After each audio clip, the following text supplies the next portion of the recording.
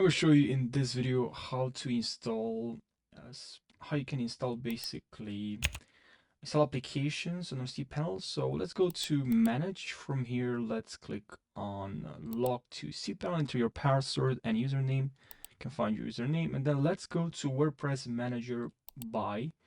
And then from here we'll be able to install. There's so many applications. Search here for something and then search for the app that you want to install. Here you can see install. Let's say now we can install a WordPress, and that's something we can do, right? Or other, here we have related scripts, but there's so many categories here available for us, and we can just install this one, let's say this one. So just click on install, and that's basically what you need to do. So I hope you found this video helpful. If you have more questions, leave your questions down below, and I'll see you now in the next video. Take care.